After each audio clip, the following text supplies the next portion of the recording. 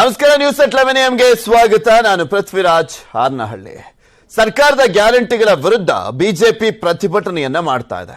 ಮಾಜಿ ಸಿಎಂ ಯಡಿಯೂರಪ್ಪನವರ ನೇತೃತ್ವದಲ್ಲಿ ಧರಣಿಯನ್ನ ಮಾಡಲಾಗ್ತಾ ಇದೆ. ಫ್ರೀಡಂ ಪಾರ್ಕ್ನಲ್ಲಿ ಇನ್ನೇನು ಕೆಲವೇ ಕ್ಷಣಗಳಲ್ಲಿ ಪ್ರತಿಭಟನೆ ಆರಂಭವಾಗುತ್ತೆ. ಸದನದ ಹೊರಗಡೆ ಕತೆ ಇದು. ಬಿಜೆಪಿ ಗ್ಯಾರಂಟಿಗಳ ವಿಚಾರಕ್ಕೆ ಸಂಬಂಧಪಟ್ಟಂತೆ ವಿಪಕ್ಷ ನಾಯಕ ಇಲ್ಲದೆ ಗ್ಯಾರಂಟಿಗಳ ವಿರುದ್ಧವಾಗಿ ಸದನದ ಒಳಗಡೆ ಬಿಜೆಪಿ ಶಾಸಕರು ಆಕ್ರೋಶವನ್ನು ವ್ಯಕ್ತಪಡಿಸಲಿದ್ದಾರೆ. ಸದನದ ಒಳಗಡೆ ಬಿಜೆಪಿ ಶಾಸಕರಿಂದ ಧರಣಿಯನ್ನ ಮಾಡಲಾಗುತ್ತೆ. ಹೊರಗಡೆ ಯಡಿಯೂರಪ್ಪನವರ ನೇತೃತ್ವ ಇದೆ. ಯಡಿಯೂರಪ್ಪನವರು, ಈಶ್ವರಪ್ಪನವರು, ಸದಾನಂದ ಗೌಡರು, ಗೋವಿಂದ ಕಾರಜೋಳ ಇವರೆಲ್ಲರೂ ಕೂಡ ಸೇರ್ಕೊಳ್ತಾರೆ. ಕೆಪಿಸಿಸಿ ಅಧ್ಯಕ್ಷ ಉಪಮುಖ್ಯಮಂತ್ರಿಗಳಾಗಿರುವಂತಹ ಡಿ.ಕೆ. ಶಿವಕುಮಾರ್ ಮಾತನಾಡ್ತಿದ್ದಾರೆ. ನೋಡೋಣ. ತಗೊಳ್ಳಿ ಅವ್ರ ಪಾಪ ಯಾಕೆ ಗಾಬರಿ ಯಾಕೆ ಮಾಡ್ಕೊಳ್ತಾ ಇದ್ದಾರೆ? ಯಾರಿಗೆ ಏನೇನು ರೆಸ್ಟ್ ಕೊಟ್ಟಿದ್ದಾರೆ ರೆಸ್ಟ್ ತಗೊಳ್ಳಿ. ನಮಗೆ ಜನ ಆಡಳಿತ ಮಾಡಕ್ ಕೊಟ್ಟಿದ್ದಾರೆ, ಜನ ಆಡಳಿತ ನಾವು ಮಾಡ್ತೀವಿ. ಸರ್, ನಿಮ್ಮ ಹಳೆಯ ಸ್ನೇಹಿತರು ಕುಮಾರಸ್ವಾಮಿ ಅವರು ಸರ್ಕಾರದ ವಿರುದ್ಧ ಮಾಡಿರುವಂತಹ ಆರೋಪದ ಬಗ್ಗೆ ತಮ್ಮ ಪ್ರತಿಕ್ರಿಯೆ? ಸಿಎಂ ಕಚೇರಿಯಲ್ಲಿ 30 ಲಕ್ಷ ಯಾವ ಲಂಚನೂ ಇಲ್ಲ, ಯಾವುದು ಇಲ್ಲ. ಏನಾದ್ರು ದಾಖಲೆ ಇದ್ರೆ ಬೇಕಾದ್ರೆ ಅವ್ರು ಕೊಡ್ಲಿ. ಹೋಗಿ ಲೋಕಾಯುಕ್ತ ಇದೆ, ಲೋಕಾಯುಕ್ತಗೆ ಅವ್ರು ಹ್ಯಾಂಡ್ ಓವರ್ ಮಾಡ್ಲಿ. ಅವ್ರಿಗೆ ನಾವು ಪ್ರಜಾಪ್ರಭುತ್ವದ ವ್ಯವಸ್ಥೆಯಲ್ಲಿ ಹೋಗಿ ಅವ್ರಿಗೆ ಅವಕಾಶ ಇದೆ. ಸರ್ಕಾರ ಮಾಡಿದಂತ ಲೋಕಾಯುಕ್ತ ಇದೆ, ಅಲ್ಲಿ ಕೊಡ್ಲಿ. ಇದು ಸತ್ಯಕ್ಕೆ ದೂರು. ಪಾಪ ಏನ್ ಮಾಡ್ತೀರಿ? ಅವರ ಎಲೆಕ್ಷನ್ ಅಲ್ಲಿ ನಂಬರ್ ಕಡಿಮೆ ಆಯ್ತು ಅಂತ ಮನಸ್ಸಿಗೆ ಬೇಜಾರಾಗಿದೆ. ಬೇಜಾರಲ್ಲೆಲ್ಲ ಮಾತಾಡ್ತಾರೆ. ಅದಕ್ಕೆಲ್ಲ ನಾವು ತಲೆ ಕೆಡಿಸ್ಕೋಬಾರ್ದು.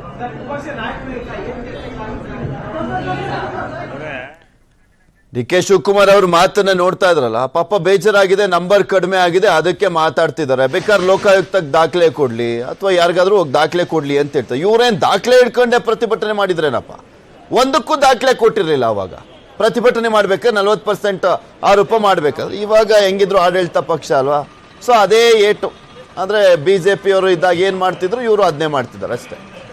ಇವತ್ತು ಒಂದ್ ಕಡೆ ಬಿಜೆಪಿಯವರು ಪ್ರತಿಭಟನೆಯನ್ನ ಮಾಡ್ತಾ ಇದ್ದಾರೆ. ಎರಡೂ ಸದನಗಳಲ್ಲೂ ಕಾಂಗ್ರೆಸ್ ವಿರುದ್ಧ ಹೋರಾಟವನ್ನ ಮಾಡ್ತೇವೆ ನಾವು. ಫ್ರೀಡಂ ಪಾರ್ಕ್ನಲ್ಲಿ BSY ನೇತೃತ್ವದಲ್ಲಿ ಧರಣಿ ನಡೆಯುತ್ತೆ. ವಿರೋಧ ಪಕ್ಷದ ನಾಯಕರ ಆಯ್ಕೆ ಕುರಿತಂತೆ ಇವತ್ತು ವೀಕ್ಷಕರು ಆಗಮಿಸ್ತಾರೆ. ಎಲ್ಲಾ ಶಾಸಕರ ಅಭಿಪ್ರಾಯ ಸಂಗ್ರಹ ಮಾಡಿ 2-3 ದಿನಗಳಲ್ಲಿ ವಿಪಕ್ಷ ನಾಯಕನ ಆಯ್ಕೆ ಮಾಡ್ತಾರೆ ಅಂತ ಶಶಿಲ್ ನಮೋಶಿ ಹೇಳಿದ್ದಾರೆ. ಇವತ್ತು ಭಾರತೀಯ ಜನತಾ ಪಕ್ಷದ ವತಿಯಿಂದ ಸದನದ ಒಳಗಡೆ ಮತ್ತು ಹೊರಗಡೆ, ಸದನದ ಹೊರಗಡೆ ಮಾನ್ಯ BS ಯಡಿಯೂರಪ್ಪನವರ ನೇತೃತ್ವದಲ್ಲಿ ಮಾನ್ಯ ಕಟೀಲ್ಜಿ ಅವರು ಇರ್ತಾರೆ, ಸದಾನಂದ ಗೌಡರು ಇರ್ತಾರೆ, ಪಕ್ಷದ ಉಳಿದೆಲ್ಲ ಮುಖಂಡರು ಅಲ್ಲಿ ಹೋರಾಟವನ್ನ ಮಾಡ್ತಾ ಇದ್ದಾರೆ. ಇನ್ನೊಂದು ಕಡೆ ಸದನದ ಒಳಗಡೆ ಕೂಡ ನಾವು ಮೇಲ್ಮನೆಯಲ್ಲಿ ಮತ್ತು ಕೆಳಗಿನ ಮನೆಯಲ್ಲಿ ಎರಡೂ ಕಡೆ ಈ ಗ್ಯಾರಂಟಿಯ ವಿರುದ್ಧ ನಾವು ಹೋರಾಟವನ್ನ ಮಾಡ್ತಾ ಇದ್ದೀವಿ. ಗ್ಯಾರಂಟಿಯ ಆಶ್ವಾಸನೆಯನ್ನ ಸುಳ್ಳು ಆಶ್ವಾಸನೆ ಕೊಟ್ಟು ಇವತ್ತು ಸರ್ಕಾರ ಅಧಿಕಾರಕ್ಕೆ ಬಂದಿದೆ. ಆದ್ರೆ ಈ ಎಲ್ಲ ಉಳಿದಂತ ಕಂಡೀಷನ್ಗಳನ್ನ ಈಗ ಹಾಕ್ತಾ ಇದ್ದಾರೆ. ನಮ್ಮ ಒಂದು ಹೋರಾಟ, ನಮ್ಮವನ್ನ ಇದರ ನಿಲುವನ್ನ ನಾವು ಇವತ್ತು ಒಳಗಡೆ ಮತ್ತು ಹೊರಗಡೆ ಮಾಡೋರಿದ್ದೇವೆ. ಇವತ್ತು ಇನ್ನೊಂದು ಕಡೆ ಪಕ್ಷದ ವಿರೋಧ ಪಕ್ಷದ ನಾಯಕರು ಎರಡೂ ಮನೆಯಲ್ಲಿ ಈಗಾಗಲೇ ಕೇಂದ್ರದ ವರಿಷ್ಠರು ಬರೋರಿದ್ದಾರೆ. ಅವರ ಸಮ್ಮುಖದಲ್ಲಿ ಎಲ್ಲರ ಅಭಿಪ್ರಾಯವನ್ನ ಪಡೆದು ನಂತರ ಬಹುಶಃ ಮತ್ತೆ ಕೇಂದ್ರದ ನಾಯಕರ ಜೊತೆ ಚರ್ಚೆ ಮಾಡಿ, ರಾಜ್ಯದ ನಾಯಕರ ಜೊತೆ ಚರ್ಚೆ ಮಾಡಿ ತೀರ್ಮಾನ ಕೈಗೊಳ್ಳೋರಿದ್ದಾರಂತ ಈಗಾಗಲೇ ಪಕ್ಷದ ಒಂದು ನಿಲುವನ್ನು ತಾಳಿದೆ. ಗ್ಯಾರಂಟಿ ವಿರುದ್ಧ ಬಿಜೆಪಿ ಪ್ರತಿಭಟನೆಗೆ ಗೃಹ ಸಚಿವ ಪರಮೇಶ್ವರ್ ಅವರು ತಿರುಗೇಟನ್ನ ಕೊಟ್ಟಿದ್ದಾರೆ. ಕಾಂಗ್ರೆಸ್ ಜನತೆಗೆ ಕೊಟ್ಟಂತ ಭರವಸೆಯನ್ನ ಈಡೇರಿಸ್ತಾ ಇದೆ. ಇದು ಬಿಜೆಪಿಗೆ ಸಹಿಸೋಕೆ ಆಗ್ತಾ ಇಲ್ಲ ಅಂತ ಟಾಂಗ್ ಕೊಟ್ಟರು. ನಾವು ರಾಜ್ಯದ ಜನತೆಗೆ ಭರವಸೆಯನ್ನ ಕೊಟ್ಟಿದ್ದೇವೆ. ನಾವೇನು ಪ್ರಣಾಳಿಕೆಯಲ್ಲಿ ಹೇಳಿದ್ದೋ 5 ಭರವಸೆಗಳನ್ನು ಗ್ಯಾರಂಟಿ ರೂಪದಲ್ಲಿ ಕೊಟ್ಟಿದ್ದೋ ಅವುಗಳನ್ನು ಅನುಷ್ಠಾನ ಮಾಡ್ತೀವಿ ಅಂತ ಹೇಳಿದ್ದೇವೆ. ಈಗಾಗಲೇ ಒಂದನ್ನು ಅನುಷ್ಠಾನ ಮಾಡಿ ಅದರ ಫಲವನ್ನು ಪಡೀತಾ ಇದ್ದಾರೆ ಮಹಿಳೆಯರು. ಇಡೀ ರಾಜ್ಯಾದ್ಯಂತ ಒಂದು ಒಳ್ಳೆಯ ಪ್ರತಿಕ್ರಿಯೆ ಬರ್ತಾ ಇದೆ. 2 ಭರವಸೆಗಳನ್ನು, ಗ್ಯಾರಂಟಿಗಳನ್ನು ಏನು ನಾವು ಪ್ರೊಸೀಜರ್ಸ್ ಫಾಲೋ ಮಾಡಬೇಕು ಅದನ್ನು ಮಾಡ್ತೇವೆ. 5 ಗ್ಯಾರಂಟಿಗಳನ್ನು ಕೂಡ ಖಂಡಿತವಾಗಿ ಮಾಡ್ತೇವೆ. ಬಹುಶಃ ಭಾರತೀಯ ಜನತಾ ಪಾರ್ಟಿ ಅವರಿಗೆ ಏನಾಗಿದೆ ಅಂದರೆ ಜನರ ಪ್ರತಿಕ್ರಿಯೆಯನ್ನು ನೋಡಿ ಅವರು ಗಾಬರಿಯಾಗಿದ್ದಾರೆ. ಯಾಕೆಂದರೆ ಮುಂದಿನ 24ರ ಚುನಾವಣೆಗೂ ಕೂಡ ಈ ಗ್ಯಾರಂಟಿಯ ಫಲ ಕಾಂಗ್ರೆಸ್ಗೆ ಹೆಚ್ಚು ಸಿಗ್ತದೆ ಅಂತೇಳಿ ಅವ್ರು ಈಗಾಗಲೇ ಗೊತ್ತಾಗಿದೆ. ಅದಕ್ಕಾಗಿ ಇಂಥದ್ದೆಲ್ಲ ಮಾಡ್ತಿದ್ದಾರೆ. ನಾವು ರಾಜ್ಯದ ಜನತೆಗೆ ಇನ್ನೇನು ಕೆಲವೇ ಕ್ಷಣಗಳಲ್ಲಿ ಪ್ರತಿಭಟನೆ ಶುರುವಾಗುತ್ತೆ. ಯಡಿಯೂರಪ್ಪನವರು ಮಾತಾಡ್ತಿದ್ದಾರೆ, ನೋಡೋಣ. ಸತ್ಯಾಗ್ರಹವನ್ನೇನು ಮಾಡ್ತಾ ಇದ್ದೇವೆ ಫ್ರೀಡಂ ಪಾರ್ಕಲ್ಲಿ, ಅದರ ಉದ್ದೇಶ ಅವರೇನೋ ಭರವಸೆಯನ್ನು ಕೊಟ್ಟಿದ್ರು ಆ ಭರವಸೆಗಳನ್ನು ಯಾವುದೇ ಕಂಡೀಷನ್ ಇಲ್ಲದೇ ತಕ್ಷಣ ಅದು ಕಾರ್ಯರೂಪಕ್ಕೆ ತರಬೇಕು. ಅದೇ ರೀತಿ ಮಹಿಳಾ ಸ್ವಸಹಾಯ ಸಂಘಗಳಲ್ಲಿ ಪಡೆದ ಸಾಲ ಮನ್ನಾ ಮಾಡ್ತೇವೆ ಅಂತ ಹೇಳಿದ್ರು, ಅದನ್ನು ಮಾಡಬೇಕು. ಗೋಹತ್ಯೆ ನಿಷೇಧ ಕಾಯ್ದೆ ರದ್ದು, ಆ ಬಗ್ಗೆನೂ ಯಾವುದೇ ಬದಲಾವಣೆ ಮಾಡೋಕ್ಕೂಡದು. ಮತಾಂತರ ಕಾಯ್ದೆ ರದ್ದು, ಅದು ಸಹ ನಾವು ಬದಲಾವಣೆ ಮಾಡೋಕ್ಕೂಡದು. ಈ ವಿಷಯಗಳನ್ನ ಇಟ್ಕೊಂಡು ಯಾವ ಶಿವಕುಮಾರ್ ಮತ್ತು ಸಿದ್ದರಾಮಯ್ಯನವರು ಸಹಿ ಮಾಡಿ ಗ್ಯಾರಂಟಿಗಳನ್ನು ಕೊಟ್ಟಿದ್ರು, ಅದನ್ನು ಕಾರ್ಯರೂಪಕ್ಕೆ ತರಬೇಕು ಅನ್ನೋದು ಒಂದೇ ಒಂದು ಉದ್ದೇಶದಿಂದ ಇವತ್ತು ಧರಣಿ ಸತ್ಯಾಗ್ರಹವನ್ನು ಫ್ರೀಡಂ ಪಾರ್ಕಲ್ಲಿ ಮಾಡ್ತಾ ಇದ್ದೇವೆ. ನನಗನ್ಸುತ್ತೆ ಈಗಲಾದರೂ ಸರ್ಕಾರ ಎಚ್ಚೆತ್ತು ಅವ್ರು ಕೊಟ್ಟಂಥ ಭರವಸೆಗಳನ್ನು ಈಡೇರಿಸೋದ್ರ ಬಗ್ಗೆ ಕಾರ್ಯರೂಪಕ್ಕೆ ತರಬೇಕು. ಮತ್ತು ಇದೇ ರೀತಿ ತಡವಾಗಿ ಮುಂದುವರಿಸಿದ್ರೆ ಮುಂದೆ ಯಾವ ರೀತಿ ಹೋರಾಟ ಮಾಡಬೇಕು ರಾಜ್ಯಾದ್ಯಂತ, ಅದರ ಬಗ್ಗೆನೂ ನಾವು ಯೋಚನೆಯನ್ನು ಮಾಡ್ತಾ ಇದ್ದೀವಿ. ಸದ್ಯಕ್ಕೆ ಇವತ್ತು ಫ್ರೀಡಂ ಪಾರ್ಕಲ್ಲಿ ನಮ್ಮ ಸತ್ಯ ಇವತ್ತು ಒಂದೇ ದಿನ ಸಾಯಂಕಾಲ 5 ಗಂಟೆವರೆಗೂ ಇವತ್ತೊಂದಿನ ಮಾಡ್ತೀವಿ. ಸರ್ಕಾರ ಏನು ಮಾಡುತ್ತೆ ನೋಡಿಕೊಂಡು ಮುಂದೆ ಹೋರಾಟ ಹೇಗಿರಬೇಕು ಅಂತ ತೀರ್ಮಾನ ಮಾಡಿ. ಪ್ರತಿಪಕ್ಷ ನಾಯಕನ ಆಯ್ಕೆ ಸಂಬಂಧಪಟ್ಟಂತೆ ವಿಳಂಬ ಇವತ್ತು ಸಾಯಂಕಾಲ ಅವರೆಲ್ಲರ ನಾಯಕರು ಬರ್ತಾ ಇದ್ದಾರೆ. ನಮ್ಮ ಶಾಸಕರ ಅಭಿಪ್ರಾಯ ಪಡೆದು ಇವತ್ತು ನಾಳೆನಲ್ಲಿ ತೀರ್ಮಾನ ಮಾಡ್ತಾರೆ. ಕುಮಾರಸ್ವಾಮಿ ಅವರನ್ನು ಆರೋಪ ಮಾಡ್ತಾ ಇದ್ದಾರೆ, ಅದ್ರ ಬಗ್ಗೆ ತಮ್ಮ ಅಭಿಪ್ರಾಯ ಏನು? ಕುಮಾರಸ್ವಾಮಿ ಅವರು ಏನು ಆರೋಪ ಮಾಡ್ತಿದ್ದಾರೆ ಅದಕ್ಕೆ ಸಂಪೂರ್ಣ ನಮ್ಮ ಸಹಮತ ಇದೆ. ಅವರು ಬಹಳ ಜವಾಬ್ದಾರಿಯನ್ನು ಇಟ್ಕೊಂಡು ಮಾತಾಡ್ತಾ ಇದ್ದಾರೆ. ಕುಮಾರಸ್ವಾಮಿ ಅವ್ರನ್ನು ಹೋರಾಟದಲ್ಲಿ ವಿಶ್ವಾಸ ತಗೊಳ್ತೇವೆ, ಅವರು ಸಹ ಸಹಕಾರ ಕೊಡಬೇಕು. ಅವರೇನು ಹೋರಾಟವನ್ನು ಮಾಡ್ತಾ ಇದ್ದಾರೆ ಅದಕ್ಕೆ ನಮ್ಮ ಸಂಪೂರ್ಣ ಬೆಂಬಲ ಕುಮಾರಸ್ವಾಮಿ ಅವರಿಗಿದೆ. ಧನ್ಯವಾದ, ನಮಸ್ಕಾರ. ಯಡಿಯೂರಪ್ಪನವರ ಮಾತುಗಳನ್ನ ಕೇಳಿಸ್ಕೊಂಡ್ರೆ ಪ್ರತಿಭಟನೆಯ ವಿಚಾರಕ್ಕೆ ಸಂಬಂಧಪಟ್ಟಂತೆ ಮಾತನಾಡ್ತಾ ಇದ್ರು. ಇನ್ನು ಕುತೂಹಲಕ್ಕೆ ಎಡೆ ಮಾಡಿಕೊಟ್ಟಿದ್ದು ಅಂದ್ರೆ ಕುಮಾರಸ್ವಾಮಿ ಅವರಿಗೆ ಸಂಪೂರ್ಣ ಬೆಂಬಲ, ಅವರ ಹೋರಾಟಕ್ಕೆ ನಮ್ಮ ಸಪೋರ್ಟ್ ಇರುತ್ತೆ ಅಂತ ಹೇಳ್ತಾ ಇದ್ದಾರೆ. ವಿರೋಧ ಪಕ್ಷಗಳು ಒಟ್ಟಾಗಿ ಹೋರಾಟ ಮಾಡ್ತೀವಿ ಕಾಂಗ್ರೆಸ್ ವಿರುದ್ಧ ಅನ್ನುವಂತ ಒಂದು ಸ್ಪಷ್ಟ ಸಂದೇಶವನ್ನ ಯಡಿಯೂರಪ್ಪನವರು ಪಾಸ್ ಮಾಡ್ತಾ ಇದ್ದಾರೆ. ಇದ್ರ ಬಗ್ಗೆ ಇನ್ನಷ್ಟು ಮಾಹಿತಿಯನ್ನು ನೀಡ್ತಾ ಹೋಗ್ತಾರೆ. ನಮ್ಮ ಇಬ್ಬರು ಪ್ರತಿನಿಧಿಗಳು ನೇರ ಸಂಪರ್ಕದಲ್ಲಿ ಜಾಯಿನ್ ಆಗ್ತಾ ಇದ್ದಾರೆ. ಬಿಜೆಪಿಯ ಪ್ರತಿಭಟನೆ ಬಗ್ಗೆ ಮಾಹಿತಿಯನ್ನು ಕೊಡ್ತಾರೆ ನಮ್ಮ ಪ್ರತಿನಿಧಿ ಕೃಷ್ಣ. ಇನ್ನ ಇವತ್ತು ಅಧಿವೇಶನದಲ್ಲಿ ಯಾವ ರೀತಿಯಾಗಿ ಸದನದಲ್ಲಿ ಕದನ ಏರ್ಪಡಬಹುದು ಅನ್ನುವಂಥದ್ರ ಬಗ್ಗೆ ಮಾಹಿತಿಯನ್ನ ನೀಡ್ತಾರೆ ನಮ್ಮ ಪ್ರತಿನಿಧಿ ಹೆಬ್ಬಾಕ ತಿಮ್ಮೇಗೌಡ ನೇರ ಸಂಪರ್ಕದಲ್ಲಿದ್ದಾರೆ. ಕೃಷ್ಣ, ಇನ್ನೇನು ಕೆಲವೇ ಕ್ಷಣಗಳಲ್ಲಿ ಯಡಿಯೂರಪ್ಪನವರು ಬರ್ತಾರೆ ಆ ಪ್ರತಿಭಟನಾ ಸ್ಥಳಕ್ಕೆ. ಯಾವ ರೀತಿಯಾಗಿ ಸಿದ್ಧತೆ ವ್ಯವಸ್ಥೆಯನ್ನ ಮಾಡಿಕೊಳ್ಳಲಾಗಿದೆ, ಕಾರ್ಯಕರ್ತರು ಬಂದು ಸೇರಿದ್ದಾರೆ, ಭದ್ರತೆಯನ್ನ ಮಾಡಿಕೊಳ್ಳಲಾಗಿದೆ.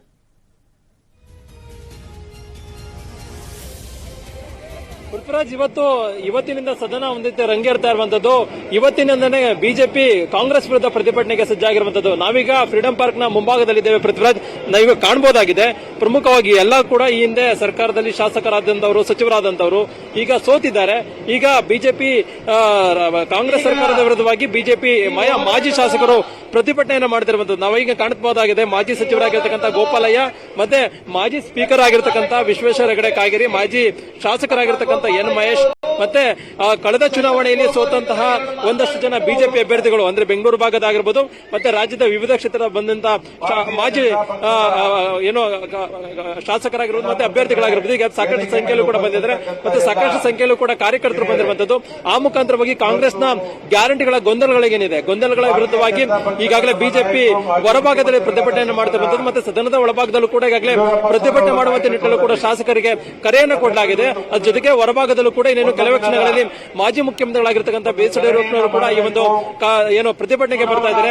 ಪ್ರತಿಭಟನೆಯಲ್ಲಿ ಭಾಗವಹಿಸಿದ ಮುಖಾಂತರವಾಗಿ ರಾಜ್ಯ ಸರ್ಕಾರದ ವಿರುದ್ಧವಾಗಿ ಆಕ್ರೋಶವನ್ನು ವ್ಯಕ್ತಪಡಿಸಲಿಕ್ಕೆ ಮುಂದಾಗಿರುವಂತದ್ದು. ಈಗಾಗಲೇ ಗೋಹತ್ಯೆ ನಿಷೇಧ ಕಾಯ್ದೆ ಆಗಿರಬಹುದು ಮತ್ತೆ ಮತಾಂತರ ನಿಷೇಧ ಕಾಯ್ದೆಯನ್ನ ರಾಜ್ಯ ಸರ್ಕಾರ ವಾಪಸ್ ತೆಗೆದುಕೊಂಡಿದೆ. ಅದ್ರ ಜೊತೆಗೆ ಕಾಂಗ್ರೆಸ್ನ ಗ್ಯಾರಂಟಿಗಳಲ್ಲೂ ಕೂಡ ಒಂದು ರೀತಿ ಗೊಂದಲ ಉಂಟಾಗಿದೆ ಮತ್ತೆ ಕಂಡೀಷನ್ ಕೂಡ ಹಾಕಲಾಗಿದೆ. ಹೀಗಾಗಿ ಕಂಡೀಷನ್ಗಳ ಬಗ್ಗೆ ಒಂದಷ್ಟು ರಾಜ್ಯದ ಜನರಿಗೆ ಮನವರಿಕೆ ಮಾಡಿಕೊಡುವಂತದ್ದು, ಆ ಮುಖಾಂತರವಾಗಿ ಸರ್ಕಾರದ ನಡವಳಿಕೆ ವಿರುದ್ಧವಾಗಿ ಪ್ರತಿಭಟನೆ ಮಾಡುವಂತದ್ದು, ಆಕ್ರೋಶವನ್ನು ವ್ಯಕ್ತಪಡಿಸುವುದು ಈ ಒಂದು ಪ್ರತಿಭಟನೆಯ ಮಹತ್ವವಾಗಿದೆ. ಇನ್ನೇನು ಕೆಲವೇ ಕ್ಷಣಗಳಲ್ಲಿ ಈ ಒಂದು ಪ್ರತಿಭಟನೆ ಶುರುವಾಗುತ್ತೆ. ಈಗಾಗಲೇ ಒಂದಷ್ಟು ಜನ ನಾಯಕರು ಕೂಡ ಬಂದಿದ್ದಾರೆ. ಮಾಜಿ ಸಿಎಂ ಯಡಿಯೂರಪ್ಪ ಬಂದ ಕೂಡಲೇ ಪ್ರತಿಭಟನೆ ಅಂತಿಮವಾಗಿ ಆರಂಭ ಆಗುತ್ತೆ ಮತ್ತೆ ರಾಜ್ಯ ಸರ್ಕಾರದ ವಿರುದ್ಧ ಕೆಲವೇ ಕ್ಷಣದಲ್ಲಿ ಯಡಿಯೂರಪ್ಪನವರು ಬರ್ತಾರೆ. ಗೋವಿಂದ ಕಾರಜೋಳ ಅವರೆಲ್ಲ ಹೊಡ್ತಾ ಇದ್ರು ಅಲ್ಲಿಂದ. ನೋಡೋಣ ಇನ್ನಷ್ಟು ರಂಗೇರುತ್ತೆ ಅವ್ರು ಬಂದಂತ ಸಂದರ್ಭದಲ್ಲಿ. ವಿಧಾನಸಭೆಯಲ್ಲಿ ಮತ್ತೆ ವಿಧಾನ ಪರಿಷತ್ನಲ್ಲಿ ಯಾವ ರೀತಿಯಾಗಿ ಪ್ರತಿಭಟನೆ ಆಗುತ್ತೆ ಅನ್ನುವಂಥದ್ರ ಬಗ್ಗೆ ಇನ್ನಷ್ಟು ಮಾಹಿತಿಯನ್ನ ನೀಡ್ತಾರೆ. ತಿಮ್ಮೇಗೌಡರು ನೇರ ಸಂಪರ್ಕದಲ್ಲಿದ್ದಾರೆ. ತಿಮ್ಮೇಗೌಡ್ರೆ, ಯಡಿಯೂರಪ್ಪನವರು ಒಂದು ಮಾತನ್ನ ಹೇಳಿದ್ರು ಈಗಷ್ಟೇ ಬೈಕ್ ಕೊಡುವಂತ ಸಂದರ್ಭದಲ್ಲಿ. ಕುಮಾರಸ್ವಾಮಿ ಅವರು ಕೂಡ ಏನು ಹೋರಾಟ ಮಾಡ್ತಾ ಇದಾರಲ್ಲ ಸರ್ಕಾರದ ವಿರುದ್ಧ, ಅದಕ್ಕೆ ನಮ್ಮ ಸಂಪೂರ್ಣ ಬೆಂಬಲ ಇದೆ, ನಾವು ಕೂಡ ಸಪೋರ್ಟ್ ಕೊಡ್ತೀವಿ ಅಂತ ಹೇಳುವ ಮುಖಾಂತರ ಬಿಜೆಪಿ ಪ್ಲಸ್ ಜೆಡಿಎಸ್ ಇಬ್ರು ಸೇರ್ಕೊಂಡು ಕಾಂಗ್ರೆಸ್ ಅನ್ನ ಎದುರಿಸ್ತಾ ಇದ್ದಾರೆ ವಿಧಾನಸಭೆ ಮತ್ತೆ ವಿಧಾನ ಪರಿಷತ್ನಲ್ಲಿ.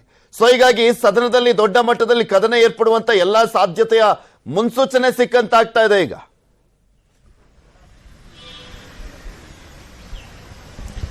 ಕೇವಲ ಏನು ಇದಷ್ಟೇ ಅಲ್ಲ ಪೃಥ್ವಿರಾಜ್, ಕೋಲಾಹಲಕ್ಕೂ ಕೂಡ ಇದು ಕಾರಣವಾಗಬಹುದು ಇವತ್ತಿನ ಒಂದು ಉಭಯ ಮಂಡಲ ಅಧಿವೇಶನ. ಯಾಕಂತ ಹೇಳಿದ್ರೆ ಎರಡೂ ಸದನಗಳಲ್ಲೂ ಕೂಡ ಇವತ್ತು ಕಾಂಗ್ರೆಸ್ ಗ್ಯಾರಂಟಿಗಳ ವಿರುದ್ಧ ಹೋರಾಟ ಮಾಡೋದಕ್ಕೆ ಬಿಜೆಪಿ ಈಗಾಗಲೇ ನಿಲುವಳಿ ಸೂಚನೆಯನ್ನ ಮಂಡಿಸಿರ್ತಕ್ಕಂಥದ್ದು.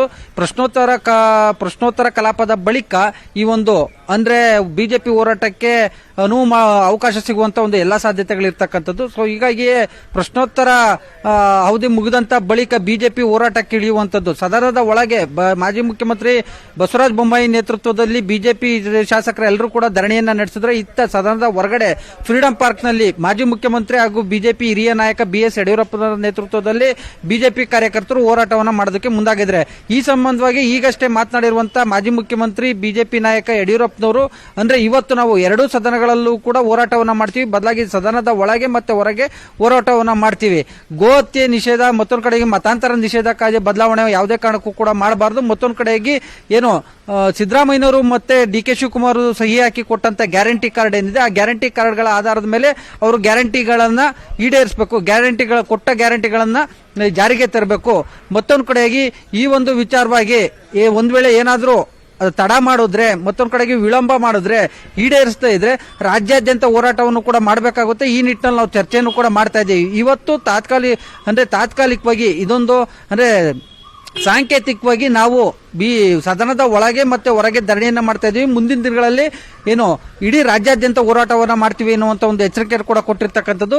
ಬದಲಾಗಿ ಎಲ್ಲದಕ್ಕೂ ಮಿಗಿಲಾಗಿ ದಿನಕ್ಕೊಂದು ಬಾಂಬ್ ಸಿಡಿಸ್ತಾ ಇರ್ತಕ್ಕಂಥ, ದಿನಕ್ಕೊಂದು ಏನು ರಾಜ್ಯ ಸರ್ಕಾರದ ವಿರುದ್ಧ ಗಂಭೀರವಾದಂತಹ ಆರೋಪವನ್ನ ಮಾಡ್ತಾ ಇರ್ತಕ್ಕಂಥ ಜೆಡಿಎಸ್ ನಾಯಕ ಹಾಗೂ ಮಾಜಿ ಮುಖ್ಯಮಂತ್ರಿ ಎಚ್.ಡಿ. ಕುಮಾರಸ್ವಾಮಿ ಹೇಳಿಕೆಗೆ ನಮ್ಮ ಸಂಪೂರ್ಣ ಸಹಮತವಿದೆ. ಅವರು ಜವಾಬ್ದಾರಿ ಸ್ಥಾನದಲ್ಲಿದ್ದಂಥವ್ರು, ಜವಾಬ್ದಾರಿ ಸ್ಥಾನದಲ್ಲಿ ಇರ್ತಕ್ಕಂಥ ಹಿನ್ನೆಲೆಯಲ್ಲಿ ಅವರು ಎಲ್ಲ ದಾಖಲೆಗಳನ್ನ ಮತ್ತೆ ಎಲ್ಲ ಅವ್ರ ಮಾಹಿತಿ ಆಧಾರದ ಮೇಲೆ ಆರೋಪವನ್ನ ಮಾಡ್ತಾ ಇದ್ದಾರೆ.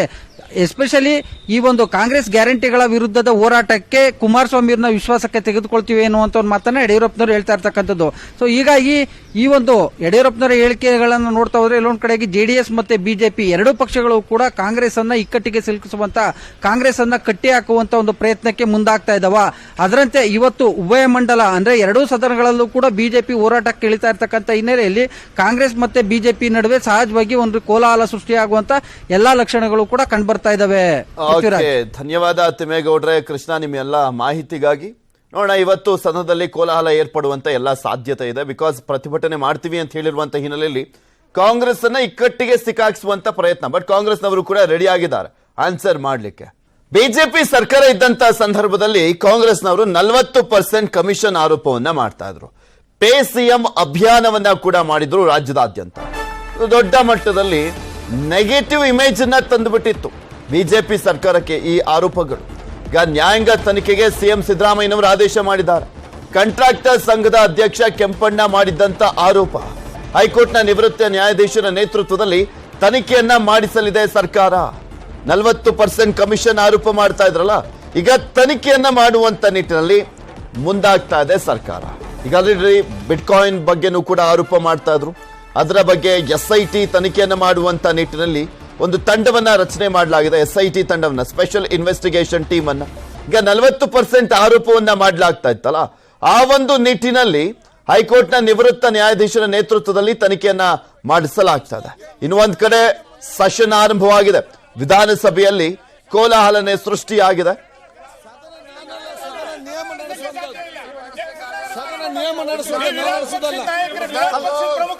ಅಲ್ಲಿ ಶಾಸಕರು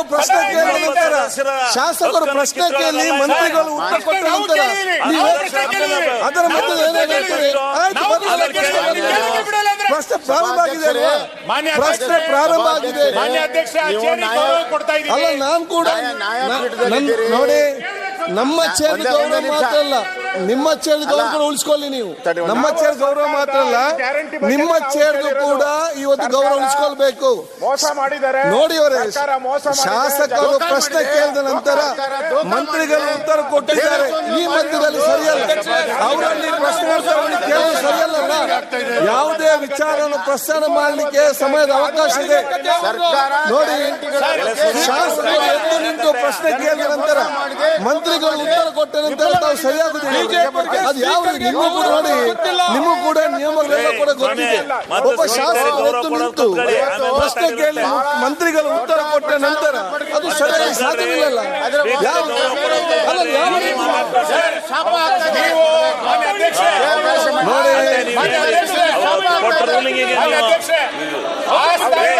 ಆಗಲೇ ಪ್ರಶ್ನೆ ಉತ್ತರ ಕೊಟ್ಟಿದ್ದೀರಲ್ಲ.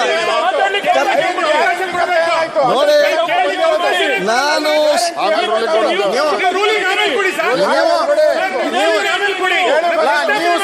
ನೀವು ಶಾಸಕರು ಮಧ್ಯದಲ್ಲಿ ಹೇಗೆ ಮಾತಾಡ್ತೀರಿ? ಮಧ್ಯದಲ್ಲಿ ನೀವು ಹೇಗೆ ಮಾತಾಡ್ತೀರಿ? ಮತ್ತೆ ಅವರು ಪ್ರಾರಂಭ ಮಾಡಿದ್ದಾರೆ, ಅವರು ಕ್ವಶನ್ ಕೇಳಿದ್ದಾರೆ, ಉತ್ತರ ಕೊಟ್ಟಿದ್ದಾರೆ. ಈ ಮಧ್ಯೆ ಯಾಕೆ ಬೇಗ ಮಾತಾಡಿದ್ರೆ ಆಯ್ತು? ಅವರು ಪ್ರಶ್ನೆ ಕೇಳಿ ಅವ್ರು ಉತ್ತರ ಕೊಡ್ತಾ ಇದ್ದಾರೆ. ಅವರು ಅವರು ಉಪ ಪ್ರಶ್ನೆ ಟೈಮಲ್ಲಿ ತಾವು ನಿಂತು ಮಾತಾಡಿದ್ರೆ ಹೇಗೆ? ನೋಡಿ, ನೀವು ಕೂಡ ಅರ್ಥ ಮಾಡಿಕೊಳ್ಳಿ. ನೀವು ಕೂಡ ಅಡ್ಡಿಪಡಿಸ್ತಾ ಇಲ್ಲ, ಪ್ರಶ್ನೆಗಳು ಕೇಳಿ. ಒಂದೇ ನಿಮಿಷ, ನೀವು ನ್ಯಾಯಸಮ್ಮತವಾದ ಸ್ಥಾನದಲ್ಲಿದ್ದೀರಿ. ನ್ಯಾಯಸಮ್ಮತ ಕೊಡುವಾಗ ಫಸ್ಟ್ ಕೇಳೋದಾಗಬೇಕು. ನಾವು ಇಲ್ಲಿ ಏನ್ ರೇಸ್ ಮಾಡಿದ್ವಿ, ನೀವು ಕೇಳಿದ್ರೆ ತಾನೇ ನಮ್ದೇನಿದೆ ಅಂತ ಗೊತ್ತಾಗೋದು. ನಮ್ ಕೇಳಕ್ಕೆ ಅವಕಾಶ ಕೊಡದೆ. ವಿಪಕ್ಷ ಸ್ಥಾನದ ರೇಸ್ನಲ್ಲಿರುವಂತ ಬಿಜೆಪಿ ನಾಯಕರು ಎಲ್ಲರೂ ಕೂಡ ಈಗ ಆಲ್ರೆಡಿ ಎದ್ದು ಸರ್ಕಾರದ ವಿರುದ್ಧ ಮುಗಿಬಿದ್ದನ್ನ ತೋರಿಸ್ತಾ ಇದ್ವಿ.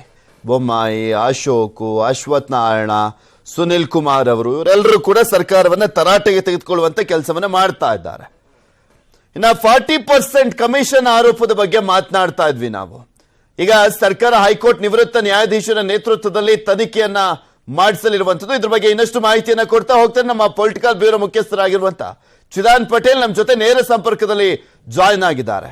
ಚಿದಾನ್ ಪಟೇಲ್, ನಾವು ಸರ್ಕಾರ ಅಧಿಕಾರಕ್ಕೆ ಬಂದಂತ ಸಂದರ್ಭದಲ್ಲಿ ಬರೀ ಆರೋಪ ಮಾಡಿದ್ದಲ್ಲ, ತನಿಖೆಯನ್ನ ಕೂಡ ಮಾಡಿಸ್ತಾ ಇದ್ದೀವಿ ಅನ್ನುವಂತ ನಿಟ್ಟಿನಲ್ಲಿ ವಿಧಾನಸಭೆಯಲ್ಲಿ ಏನೇನೆಲ್ಲ ಆರೋಪ ಮಾಡ್ತಾ ಇದ್ರಲ್ಲ ಕಾಂಗ್ರೆಸ್ನವರು, ಅದ್ರ ಬಗ್ಗೆ ಈಗ ತನಿಖೆ ಮಾಡಿಸುವ ಮುಖಾಂತರ ಬಿಜೆಪಿಯವರ ಬಾಯನ್ನ ಯಾವ ರೀತಿಯಾಗಿ ಮುಚ್ಚಿಸುವಂತ ಪ್ರಯತ್ನ ಅಂತ. ಬಿಕಾಸ್ ನಿನ್ನೆ ಅಷ್ಟೇ ಬಿಟ್ಕಾಯಿನ್ ವಿಚಾರಕ್ಕೆ ಸಂಬಂಧಪಟ್ಟಂತೆ SIT ಟೀಮ್ ಅನ್ನ ರಚನೆ ಮಾಡಿ ಮರು ತನಿಖೆಯನ್ನ ಮಾಡಿಸ್ತಾ ಇದ್ರು. ಪೃಥ್ವಿ, ಮಹತ್ತರ ಬೆಳವಣಿಗೆಯೊಂದರ ಹಿನ್ನೆಲೆಯಲ್ಲಿ ಬಿಜೆಪಿ ಸರ್ಕಾರದ ಅವಧಿಯಲ್ಲಿ 40% ಕಮಿಷನ್ ದಂಧೆ ವಿಚಾರ ಸಂಬಂಧಪಟ್ಟಕ್ಕೆ ಸದ್ದು ಮಾಡಿದಂತ ಕಾಂಟ್ರಾಕ್ಟರ್ ಸಂಘದ ಅಧ್ಯಕ್ಷರಾಗಿರ್ತಕ್ಕಂಥ ಕೆಂಪಣ್ಣರವರು ತನಿಖೆ ಕೈಗೊಳ್ಳಬೇಕಂತೇಳಿ ಒತ್ತಾಯವನ್ನು ಮಾಡಿದರು. ಈ ಸಂಬಂಧಪಟ್ಟಕ್ಕೆ ಪ್ರಧಾನಿ ನರೇಂದ್ರ ಮೋದಿ ಅವರಿಗೆ ಪತ್ರವನ್ನು ಕೂಡ ಬರೆದಿದ್ರು ಮತ್ತು ರಾಜ್ಯದ ಅವತ್ತಿನ ಮುಖ್ಯಮಂತ್ರಿ ಆಗಿರ್ತಕ್ಕಂಥ ಬಸವರಾಜ ಬೊಮ್ಮಾಯಿ ಅವರು ಕೂಡ 2 ಬಾರಿ ಭೇಟಿಯಾಗಿದ್ರು. ಅದು ಯಾವುದೇ ರೀತಿ ತನಿಖೆಯನ್ನು ಕೈಗೊಂಡಿರಲಿಲ್ಲ.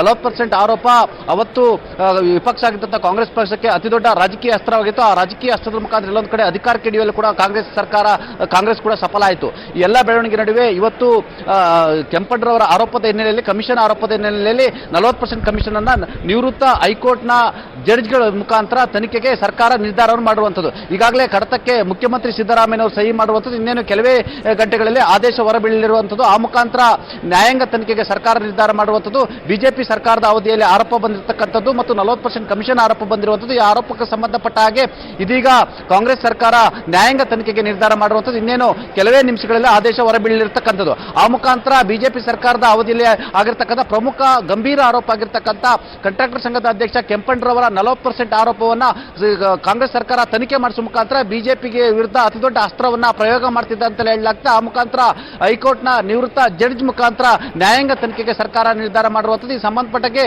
ಮುಖ್ಯಮಂತ್ರಿ ಸಿದ್ದರಾಮಯ್ಯನವರು ಇದೀಗ ಕಡತಕ್ಕೆ ಕೂಡ ಸಹಿ ಹಾಕಿರುವಂಥದ್ದು. ಇನ್ನೇನು ಇವತ್ತು ಅಧಿಕೃತವಾಗಿ ಆದೇಶ ಹೊರಬೀಳಲಿರ್ತಕ್ಕಂಥದ್ದು. ಪೃಥ್ವಿ, ಎಸ್, ಸರ್ಕಾರ ಹನಿಮೂನ್ ಪೀರಿಯಡ್ ಅಲ್ಲಿ ಇರುವಂತ ಸಂದರ್ಭದಲ್ಲೇ ಈಗ ಆಲ್ರೆಡಿ ಅಗ್ರೆಸಿವ್ ಆಗಿ ವಿರೋಧ ಪಕ್ಷಗಳು ಅಟ್ಯಾಕ್ ಮಾಡ್ತಾ ಇದಾವೆ. ಇದಕ್ಕೆ ಉತ್ತರ ಕೊಡುವಂತ ನಿಟ್ಟಿನಲ್ಲಿ ಈಗ ತನಿಖೆಯನ್ನ ಮಾಡಿಸುವಂತ ಕೆಲಸವನ್ನ ಸಿದ್ದರಾಮಯ್ಯನವರ ಗವರ್ಮೆಂಟ್ ಕೂಡ ಮಾಡ್ತಾ ಇದೆ. Welcome back. ಬಿಜೆಪಿ ನಾಯಕರು ಸರ್ಕಾರದ ವಿರುದ್ಧ ಮುಗಿಬಿದ್ದಿದ್ದಾರೆ. ಸದನದಲ್ಲಿ ಕದನ ಏರ್ಪಟ್ಟಿರುವಂತದ್ದು, ಕೋಲಾಹಲ ಏರ್ಪಟ್ಟಿದೆ. ಯಾರು ಮಾತನಾಡ್ತಿದ್ದಾರೆ, ಹೇಗಾಗ್ತಾ ಇದೆ ಸದನ ನೋಡೋಣ. ಮುಖ್ಯಮಂತ್ರಿ ಆಗಿದ್ದವರು ಪ್ಲೀಸ್ ಮುಖ್ಯಮಂತ್ರಿ ಆಗಿದ್ದವರು ಪ್ಲೀಸ್ ಮಾತಾಡಕ್ ಬಿಡ್ತೀರಾ ಇಲ್ಲ? ನಾನು ಮಾತಾಡಕ್ ಬಿಡ್ತೀರಾ ಇಲ್ಲ? ಅವರ ನೀವು ಮಾತಾಡಿ. ಸೂಚನೆ ಪ್ರಕಾರ ಕೂತ್ಕೊಳ್ರಿ. ನೀವು ಮುಖ್ಯಮಂತ್ರಿ ಆಗಿದ್ದವರು ಪ್ಲೀಸ್ ಕೂತ್ಕೊಳ್ಳಿ. ಮುಖ್ಯಮಂತ್ರಿ ಆಗಲಿ ಏನಿರಲಿ, ನಾನೇನ್ ಹೇಳೋದು ಸಬ್ಮಿಷನ್ಗೆ ಪ್ರಿಲಿಮಿನರಿ ಸಬ್ಮಿಷನ್ ಕೊಡಿ ಅಂತ ಹೇಳ್ತಾರೆ. ನಾನು ಮಾತಾಡಕ್ ಬಿಡ್ತೀರಾ ಇಲ್ಲ? ನಾ ಕೂತ್ಕೊಳ್ತೀನಿ, ಆಗ ನೀವು ಮಾತಾಡಿ. ಅವರ ಸೂಚನೆ ಕೊಟ್ಟಿರ್ತಕ್ಕಂಥದ್ರಲ್ಲಿ ಹೇಳ್ಬಿಟ್ಟಿದ್ದಾರೆ ಸ್ಪಷ್ಟವಾಗಿ. ಪ್ರಶ್ನೋತ್ತರ ವೇಳೆ ಆದ್ಮೇಲೆ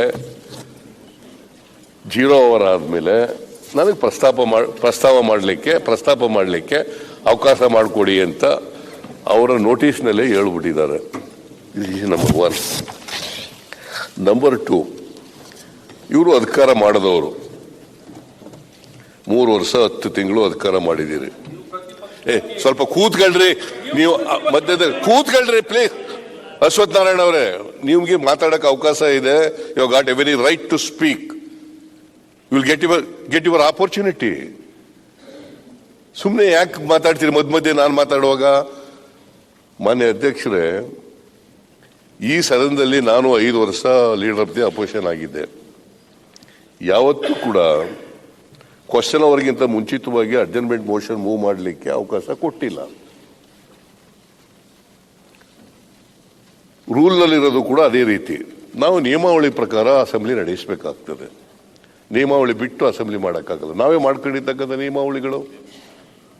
ನಾನು ವಿರೋಧ ಪಕ್ಷದ ನಾಯಕನಾಗಿರುವಾಗ, ಇವರು ಅಧಿಕಾರದಲ್ಲಿರುವಾಗ ಅವತ್ತು ಇದ್ದಂಥ ಅಧ್ಯಕ್ಷರು ಒಂದು ದಿನನೂ ಅವಕಾಶ ಕೊಟ್ಟಿಲ್ಲ. ಆ ಥರ ಇದ್ರು ತೋರಿಸ್ಲಿ. ಒಂದಿನ ಯಾವತ್ತಾರು ಕೂಡ ಅವರು ಅಧಿಕಾರದಲ್ಲಿದ್ದಾಗ ಅಡ್ಜರ್ನ್ಮೆಂಟ್ ಮೋಷನ್ ಅನ್ನು ಚರ್ಚೆ ಮಾಡಲಿಕ್ಕೆ ಕ್ವಶನ್ ಅವರ್ನ ಸಸ್ಪೆಂಡ್ ಮಾಡಿದೀವಿ ಅಂತ ಒಂದು ತೋರಿಸ್ಲಿ ನೋಡೋಣ, ಒಂದು ನಿದರ್ಶನ ತೋರಿಸ್ಲಿ. ಇವರು ಬಂದು ಏನಾಗಿದೆ ತೋರಿಸ್ರಿ, ಹಾಗಾದ್ರೆ ತೋರಿಸ್ರಿ. ನಾನು ಮಾತಾಡಲ್ಲ, ಕೂತ್ಕೊಂಡ್ಬಿಡ್ತೀನಿ, ಅವಕಾಶ ಕೊಟ್ಬಿಡ್ತೀವಿ ನಿಮ್ಗೆ. ಅಡ್ಜರ್ನ್ಮೆಂಟ್ ಮೋಷನ್ ಅನ್ನ ಯಾವತ್ತೂ ಕೂಡ ಕ್ವಶನ್ ಅವರ್ ಆದ್ಮೇಲೆ ಚರ್ಚೆ ಆಗಿರೋದು, 0 ಅವರ್ ಆದ್ಮೇಲೆ ಚರ್ಚೆ ಆಗಿರೋದು. Most of the times in all the times question adjournment motion 69ಗೆ ಕನ್ವರ್ಟ್ ಆಗಿರೋದು. 69 ಕನ್ವರ್ಟ್ ಮಾಡಿ ಆಮೇಲೆ ಚರ್ಚೆ ಆಗಿದೆ.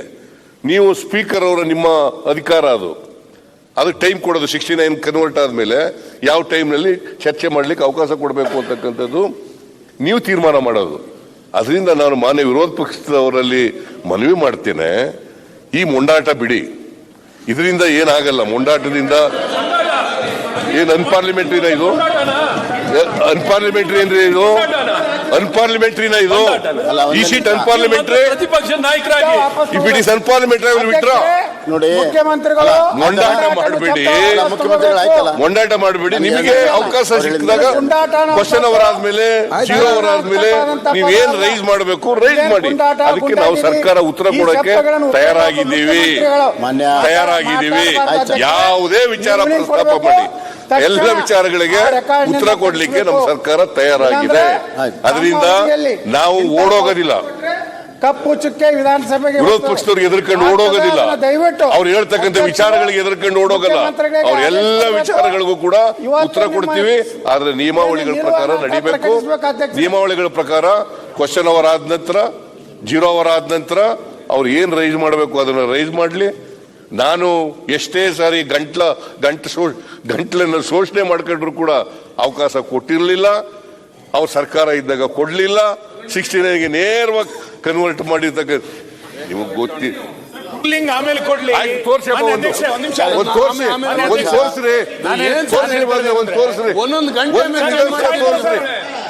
ಏನೇನೋ ಮಾತಾಡಕ್ ಹೋಗ್ಬಾರ್ದು. ಮಾನ್ಯ ಅಧ್ಯಕ್ಷ, ಅದರಿಂದ ಅವ್ರು ಕೆಲಸ ಕೊಡಕೂಡದು. ಶಿವಲಿಂಗೇಗೌಡರನ್ನ ಕರೆದಿದ್ರಿ, ಅವ್ರಿಗೆ ಉತ್ತರ ಹೇಳಲಿಕ್ಕೆ ಸರ್ಕಾರಕ್ಕೆ ಅವಕಾಶ ಮಾಡಿಕೊಡ್ಬೇಕು. ಮಾನ್ಯ ಸಭಾಧ್ಯಕ್ಷರೇ, ಮುಖ್ಯಮಂತ್ರಿಗಳು ಹೇಳಿದ ಮಾತನ್ನೆಲ್ಲ ಕೇಳಿದ್ದೀವಿ. ಮೊದಲನೇದಾಗಿ ನಿಲುವಳಿ ಸೂಚನೆಯನ್ನು ನಾವು ಕೊಟ್ಟಿದ್ದೀವಿ. ಆ ನಿಲುವಳಿ ಸೂಚನೆಗೆ ಬರ್ತದೆ ಇಲ್ಲ ಅನ್ನೋದಕ್ಕೆ ಪ್ರಿಲಿಮಿನರಿ ಸಬ್ಮಿಷನ್ ಮಾಡುವಂಥದ್ದು ಅವಶ್ಯಕತೆ ಇದೆ. ಒಂದು ನಿಮಿಷ ಸರ್, ನನಗೆ ಮಾತಾಡೋಕ್ಕೆ ಅವಕಾಶ ಕೊಡಿ, ಆಮೇಲೆ ತೀರ್ಮಾನ ಅವ್ರು ಮಾಡಲಿ. ಆ ಪ್ರಿಲಿಮಿನರಿ ಸಬ್ಮಿಷನ್ಗೆ ಅವಕಾಶವನ್ನು ಕೊಡಿ ಅಂತ ನಾವು ಇವತ್ತು ಕೇಳ್ತಾ ಇದ್ದೇವೆ. ಆ ಸ್ಥಿತಿಯಲ್ಲಿದ್ದೀವಿ. ಅದು ನಿಲುವಳಿ ಸೂಚನೆಯಾಗಿಯೇ ತಗೋಬೇಕಾ, 69 ಕನ್ವರ್ಟ್ ಮಾಡಬೇಕಾ, 69 ಯಾವಾಗ ಕನ್ವರ್ಟ್ ಮಾಡಬೇಕನ್ನುವಂಥದ್ದು ತಮ್ಮ ಅಧಿಕಾರ. ಎರಡನೇದಾಗಿ ಅವರು ಹೇಳಿದರು ಕ್ವಶನ್ ಅವರನ್ನು ಸಸ್ಪೆಂಡ್ ಮಾಡೇ ಇಲ್ಲ ಅಂತ. ದಯವಿಟ್ಟು ದಾಖಲೆಗಳು ನಿಮ್ಮ ಆಫೀಸ್ನಲ್ಲಿದ್ದಾವೆ. ಖಂಡಿತವಾಗೂ ಅಲ್ಲ, ನನಗೆ ಗೊತ್ತಿದೆ ಕೆಲವು ಒಂದೇ ನಿಮಿಷ, ವಿಶೇಷವಾದ ಸಂದರ್ಭದಲ್ಲಿ ನಿಮಗೆ ಇದೇ ನಾವು ಮಾಡಿರೋಂಥ ರೂಲ್ಸಲ್ಲಿನೇ ಎಲ್ಲ ವಿಷಯಗಳನ್ನು ಒಂದೇ ನಿಮಿಷ ಸರ್, ಒಂದೇ ನಿಮಿಷ ನಾನು ಮುಗಿಸ್ತೇನೆ. ಎಲ್ಲ ಸಬ್ಜೆಕ್ಟ್ಗಳನ್ನ ಒಂದೇ ನಿಮಿಷ ಮುಗಿಸಿದೆ. ನಾನು ನಿನ್ನ ಪಾಯಿಂಟ್ ರೇಸ್ ಮಾಡಿದೆ, ನೀವು ಪಾಯಿಂಟ್ ಆಫ್ ಆರ್ಡರ್ ಅಂದ್ರೆ ಹೆಂಗೆ? ಒಂದೇ ನಿಮಿಷ ಕಂಪ್ಲೀಟ್ ಆಗಿಲ್ಲ, ಸೆಂಟೆನ್ಸ್ ಕಂಪ್ಲೀಟ್ ಆಗಿಲ್ಲ. ಅಲ್ಲ ರೀ, ಒಂದೇ ನಿಮಿಷ. ನಿಮ್ಗೆ ಪರಮ ಅಧಿಕಾರ ಇದೆ ಸರ್, ಒಂದೇ ನಿಮಿಷ. ಯಾವುದೇ ಪರಮ ಅಧಿಕಾರ ಇದೆ, ಎಲ್ಲಾ ವಿಷಯಗಳನ್ನ ತೆಗೆದುಕೊಂತ ಪರಮ ಅಧಿಕಾರ ಕೂಡ ನಿಮ್ಗಿದೆ. ಅದನ್ನ ನೀವು ಬಳಕೆ ಮಾಡಿ ನಾವು ಹೇಳ್ತಾ ಇರೋದು. ಮತ್ತೆ ಮುಖ್ಯಮಂತ್ರಿಗಳು ಶಬ್ದ ಅಂತ ವಿರೋಧ ಪಕ್ಷ ಯಾವ್ದಾದ್ರು ವಿಷಯ ರೇಸ್ ಮಾಡಿದ್ರೆ ಮೊಂಡಾಟ ಅಂತ ಆಗಿದ್ರೆ 5 ವರ್ಷ ನೀವು ಮೊಂಡಾಟನೆ ಮಾಡಿ. ಅಲ್ಲ, ಪಾಯಿಂಟ್ ಆಫ್ ಆರ್ಡರ್ ಸಭೆಗೆ ಮುಗಿತಲ್ಲ,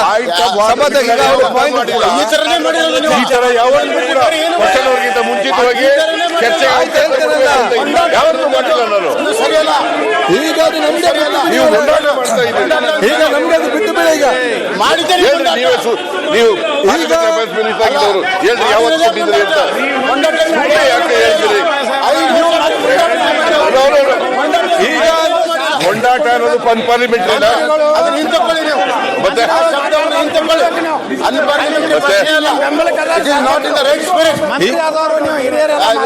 ಪಕ್ಷದ ಸ್ಥಾನಕ್ಕೆ ಅವಮಾನ. ಈಗ ನಾನು ನಮ್ಮ ಅವಮಾನ ಅಲ್ಲ, ನೀವು ರೂಲಿಂಗ್ ಪಾರ್ಟಿನಲ್ಲಿದ್ದಾಗ ಸರ್ಕಾರದಲ್ಲಿದ್ದಾಗ ಹೇಗೆ ಮಾಡ್ಕೊಂಡು ಮಾಡಿದ್ದೀರಿ ಅನ್ನೋದು ರೆಕಾರ್ಡ್ ನಲ್ಲಿ ಇದೆ. ನಿಮ್ದು ರೆಕಾರ್ಡ್ ಇದೆ. ಈಗ ಈ ತರ ಆಟ ಮನೆ ಅಧ್ಯಕ್ಷರೇ ದಯಮಾಡಿ ಅವಕಾಶ ಕೊಡಕೂಡುದು. ನಿಯಮಾವಳಿಗಳನ್ನು ಬಿಟ್ಟು ಮಾಡಕ್ ಕೂಡುದು. ಈಗ ಮಾತಾಡಿ ಹೇಳಿ ನೋಡಿ, ನಮ್ಮ ಅವರೊಬ್ಬರು ಮಾತಾಡ್ತಾರೆ, ವಿರೋಧ ಪಕ್ಷದ ಹಕ್ಕುಗಳಿಗೆ ವ್ಯಂಗ್ಯ ಮಾಡಿದಂಗೆ. ಈಗ ನಾನು ಪ್ರತಿ ಬಾರಿ ನಾವು ಎದ್ದಿಂತಾಗ ಮೊಂಡಾಟ ಅಂದ್ರೆ ಹೆಂಗೆ? ಪ್ರತಿಪಕ್ಷದ ಮುಖಂಡರಿಗೆಲ್ಲ ನಾನು ಹೇಳ್ದಿಷ್ಟೇ ಅಲ್ಲ, ಒಂದ್ ರೀತಿ ಸರ್ಕಾರ ಕೇಳದಿರುವಾಗ ಮೊಂಡಾಟ ಮಾಡಲೇಬೇಕಾಗ್ತದೆ, ಹಠ ಹಿಡಿಲೇಬೇಕಾಗ್ತದೆ. ಅದು ವಿರೋಧ ಪಕ್ಷದ ಹಕ್ಕದು ನೋಡಿ. ಅದು ಅನ್ಪಾರ್ಲಿಮೆಂಟರಿ ಏನಾಗಿದ್ರು ಕೂಡ ಆದ್ರಿಂದ ನಾವು ಅದನ್ನು ಚರ್ಚೆ ಮಾಡ್ತೇವೆ. ಈಗ ಪ್ರಶ್ನಾವಳಿ ಬಿಟ್ಟು ಅವಕಾಶ ಕೊಡ್ಲಿಕ್ಕೆ ಆಗುದಿಲ್ಲ. ಈಗ ಪ್ರಶ್ನಾವಳಿ ಬಿಟ್ಟು ಅವಕಾಶ ಕೊಡ್ಲಿಕ್ಕೆ ಆಗುದಿಲ್ಲ. ಏನ್ ಬೇಕಾದ್ರೂ ಮಾಡಿಕೊ, ಅದು ಬೇರೆ ಪ್ರಶ್ನೆ. ಈಗ ಅದು ನಿಮ್ಗೆ ಗೌರವ ಇಲ್ಲ. ಇವತ್ತು ಬಹುಶಃ ನೀವು ಶಾಸಕರು ಬಂದು ಯಾರು ಇವತ್ತು ಈ ಒಂದು ವಿಧಾನಸಭೆಯಲ್ಲಿ ಅವರ ಪ್ರಶ್ನೆ ಕೇಳಬೇಕು, ಅವ್ರ ಪ್ರಶ್ನೆ ಕೇಳಿದ ನಂತರ ಮಾನ್ಯ ಮುಖ್ಯಮಂತ್ರಿಗಳು ಉತ್ತರ ಕೊಟ್ಟ ನಂತರ ಈ ಮಧ್ಯೆ ಬಂದು ತಾವು ಮಾತಾಡಿ ಕೇಳಿದ್ರೆ ಈ ಶಾಸಕರ ಹಕ್ಕಂತ ತಾವು ಕಳಿಸ್ತಾ ಇದ್ದೀರಿ. ಶಾಸಕರಿಗೆ ಹಕ್ಕ ಇಲ್ವಾ? ಶಾಸಕರ ಹಕ್ಕ ಇಲ್ವಾ? ಇದರಲ್ಲಿ ಶಾಸಕರ ಹಕ್ಕ ಇಲ್ವಾ? ಈ ಒಂದು ನೋಡಿ, ಈ ಅನುಚಿತವಾದ ವರ್ತನೆ ಪ್ರತಿಯೊಂದಲ್ಲೂ ಕೂಡ ರಾಜ್ಯಕ್ಕೆ ಬೆಳೆಸುವಂತದ್ದು ಸರಿಯಲ್ಲ. ಇವತ್ತು ಶಾಸಕರಿಗೆ ಎದ್ದು ನಿಂತಿದ್ದಾರೆ, ಪ್ರಶ್ನೆ ಎದ್ದು ನಿಂತಿದ್ದಾರೆ. ಇದಕ್ಕೆ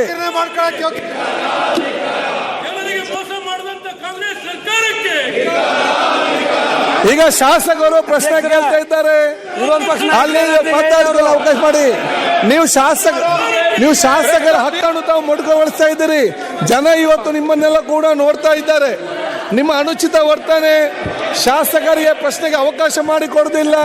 ಜನ ಇವತ್ತು ನಿಮ್ಮೆಲ್ಲ ಕೂಡ ಕೊಡ್ತಿದ್ದಾರೆ ಈ ಸಂಬಂಧಪಟ್ಟಾಗೆ. ಆದರೆ ಯಾವುದೇ ಒಂದು ವಿಚಾರ ಕೂಡ ನಿಮಗೆ ನಿಯಮವಾದಿ ಪ್ರಕಾರ ಅವಕಾಶ ಇದೆ. ಅದು ಎಲ್ಲ ಯೋಜನೆಗಳ ಬಗ್ಗೆ ಕೂಡ. ಆದರೆ ಶಾಸಕರಿಗೆ ಒಂದು ಅವಕಾಶವನ್ನು ಶಾಸಕರ ಅವಕಾಶವನ್ನು ಇವತ್ತು ನಾವು ಮೊಟಕುಗೊಳಿಸ್ತಾ ಇದ್ದೀರಿ. ಶಾಸಕರ ಪ್ರಶ್ನಾವಳಿ ಅವಕಾಶವನ್ನು ಮೊಟಕುಗೊಳಿಸ್ತಾ ಇದ್ದೀರಿ. ಜನ ಬಹುತ ನಿಮ್ಮನ್ನು ಬಹಳಷ್ಟು ಇವತ್ತು ನೋಡ್ತಾ ಇದ್ದಾರೆ, ನೋಡ್ಕೊಡ್ತಾರೆ. ಅದನ್ನು ನಮ್ಮ ನೋಡ್ತಾ ಇದ್ದಾರೆ. ನಾವು ಶಾಸಕರಿಗೆ ಕೊಡಬೇಕು, ಇರ್ಲಿ ಶಾಸಕರಿಗೆ ಕೊಡ್ಬೇಕು. ಶಾಸಕ ಪ್ರಾರಂಭ ಮಾಡಿದ್ದಾರೆ ಮಾತಾಡ್ಲಿಕ್ಕೆ. ನೀವು ಶಾಸಕರ ಹಕ್ಕಂತ ಮೊಟಕುಗೊಳಿಸ್ತಾ ಇದ್ದೀರಿ. ಶಾಸಕರ ಹಕ್ಕಂತ ಮೊಟಕುಗೊಳಿಸ್ತಾ ಇದ್ದೀರಿ. ಶಾಸಕರ ಮುಂದೆ ಪ್ರಶ್ನೆ ಕೇಳಿದ್ದಾರೆ, ಮಂತ್ರಿಗಳ ಮುಂದೆ ಉತ್ತರ ಕೊಟ್ಟಿದ್ದಾರೆ. ಅದರ ನಂತರ ಕೂಡ ನೀವು ಬಂದು ಎದ್ದು ಮಾತಾಡ್ತೀರಿ ಅಂತ ಹೇಳಿದ್ರೆ ರಾಜ್ಯಕ್ಕೆಲ್ಲ ಮತ್ತೆ ಹೇಳ್ಬೇಕು ಇದಕ್ಕೆ. ಆದರೆ ಶಾಸಕರು ಮಾತಾಡೋ ಅವಕಾಶ ಇಲ್ವಾ ಇದಕ್ಕೆ? ಆದ ಕಾರಣ ತಾವೆಲ್ಲರೂ ಕೂಡ ತಮ್ಮ ತಮ್ಮ ಆಸನ ಸ್ವೀಕರಿಸಿ ಶಾಸಕರಿಗೆ ಪ್ರಶ್ನೆಯಲ್ಲಿ ಮಾತಾಡಲು ಅವಕಾಶ ಕೊಡಿ. ನಿಮ್ಮ ನೋಡಿ, ಈ ಅನುಚಿತ ವರ್ತನೆ ಎಂದು ಕೂಡ ಸರಿಯಲ್ಲ. ಎಲ್ಲ ಅನುಭವಿಸ್ತಾರಿದ್ದೀರಿ, ತಾವು ಅನುಚಿತ ವರ್ತನೆ ಸರಿಯಲ್ಲ. ಶಾಸಕರ ಪ್ರಶ್ನೆ ತಾವು ಕೇಳಲೇಬೇಕಲ್ಲ. ನಾನು ಶಾಸಕನ ಬಹುಶಃ ಶಾಸಕ ಇದನ್ನು ಕಾಯಲೇಬೇಕು. ಶಾಸಕರವರ ಪ್ರಶ್ನೆ ಕೇಳಿದಂಥ ಸಂದರ್ಭದಲ್ಲಿ ಇವತ್ತು ಅವರಿಗೆ ಮಾತು ಅವಕಾಶ ಕೊಡಬೇಕು. ಶಿವಲಿಂಗೇಗೌಡರು ಪ್ರಶ್ನೆ ಕೇಳಿದ್ದಾರೆ, ಗ್ರಾಮ ಮಂತ್ರಿ ಉತ್ತರ ಕೊಟ್ಟಿದ್ದಾರೆ. ಈ ಮಧ್ಯದಲ್ಲಿ ನೀವು ಮಾತಾಡೋದಾದ್ರೆ ಹೇಗೆ, ಯಾವ ರೀತಿಯಿಂದ ಆಗ್ತದೆ? ಆದಾಗ ಬಹುಶಃ ನಾನು ಮತ್ತೊಮ್ಮೆ ನಿಮ್ಮ ಹತ್ರ ರಿಕ್ವೆಸ್ಟ್ ಮಾಡ್ತೇನೆ, ನಾನು ನಿಮ್ಮ ಹತ್ರ ಮತ್ತೆ ಕೇಳ್ತಾ ಇದ್ದೇನೆ, ನೀವು ನಿಮ್ಮ ಸೀಟನ್ನು ತಾವು ಪಡ್ಕೊಳ್ಳುವಂತ ಅವಶ್ಯಕತೆ ಮಾಡಿ. ಇಲ್ಲ, ನಾನು ಮತ್ತೊಮ್ಮೆ ನಿಮ್ಮ ಕೇಳಲಿಕ್ಕೆ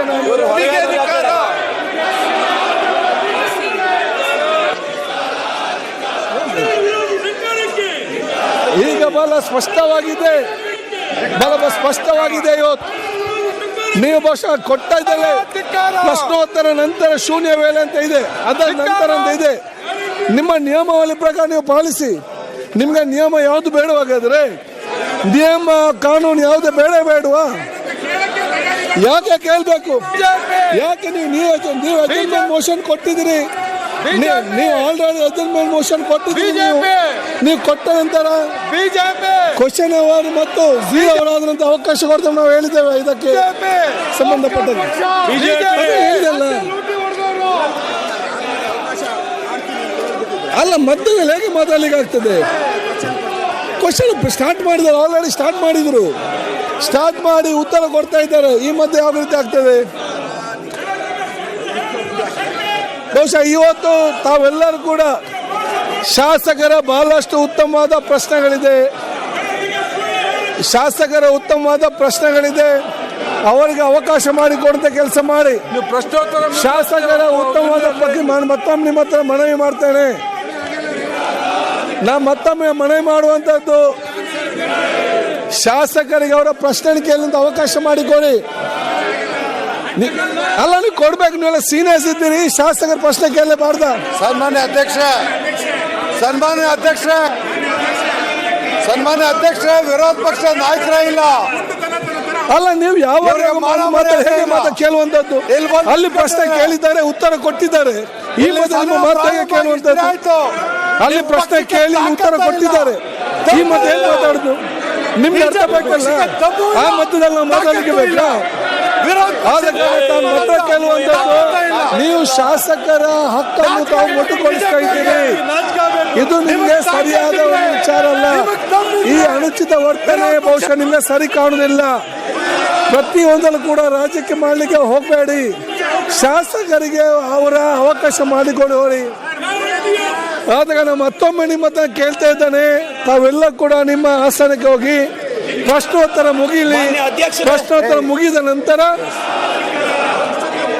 ಅಲ್ಲ, ಹೌದು, ನಿಯಮ ಬಿಟ್ಟು ಹೋಗ್ಲಿಕ್ಕೆ ಆಗ್ತದ? ನಿಯಮ ಬಿಟ್ಟು ಹೋಗ್ತದ? Might cannot be right only has to be right ಅಲ್ಲ. ಆದ ಕಾರಣ ಬಹುಶಃ ಇಲ್ಲ, ಇದನ್ನು ಬಹುಶಃ ನೀವು ಮತ್ತೆ ನನ್ನ ಕೇಳ್ತಾ ಇದ್ದಾನೆ. ನಾನು ನಿಮ್ಮ ಇದೆಲ್ಲ ರಾಜ್ಯಕ್ಕೆ ಮಾಡಿ ಶಾಸಕರ ಹಕ್ಕನ್ನು ಕೊಡುವಂತ ಕೆಲಸ ಮಾಡಿ, ಶಾಸಕರ ಪ್ರಶ್ನೆಗೆ ಅವಕಾಶ ಮಾಡಿಕೊಳ್ಳಲಿಕ್ಕೆ ಬಯಸ್ತಾನೆ.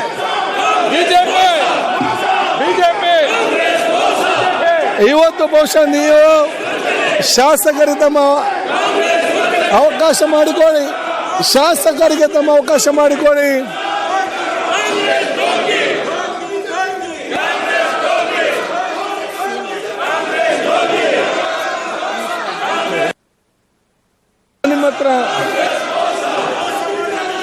ನಿಮ್ಮ ಹತ್ರ ಮತ್ತೆ ಕೇಳ್ತಾ ಇದ್ದೇನೆ, ನೀವೆಲ್ಲ ಹಾಸನಕ್ಕೆ ಹೋಗಿ ಶಾಸಕರ ಅವಕಾಶ ಮಾಡಿಕೊಡಿ.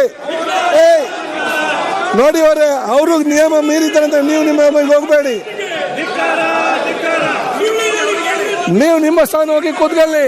ನೀವು ನಿಮ್ಮ ಸ್ಥಾನ ಕೂತ್ಕೊಂಡು ಅವಕಾಶ ಹೊತ್ತು ಮಾಡಿ. ಸದನವನ್ನು 15 ನಿಮಿಷಗಳ ಮುಂದೂಡಿದ್ದೇನೆ.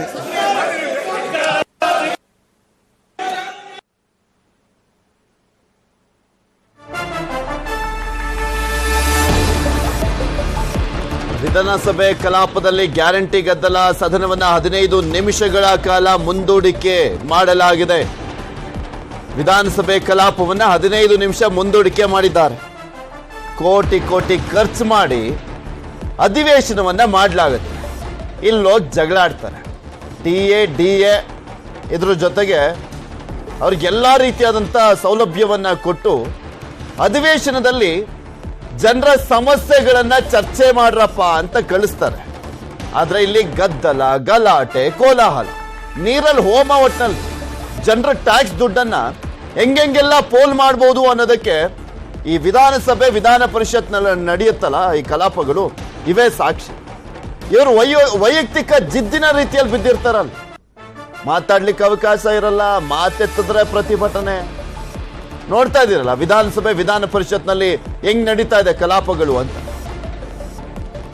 ಜನ ನಿಮ್ಮನ್ನ ಆರಿಸಿ ಕಳ್ಸೋದಲ್ಲಿ ಹೋಗಿ ಪ್ರತಿಭಟನೆ ಮಾಡ್ಲಿ ಅಂತಲ್ಲ, ಪ್ರತಿಭಟನೆ ಮಾಡ್ಲಿಕ್ಕೆ ಅವಕಾಶಗಳಿದಾವೆ.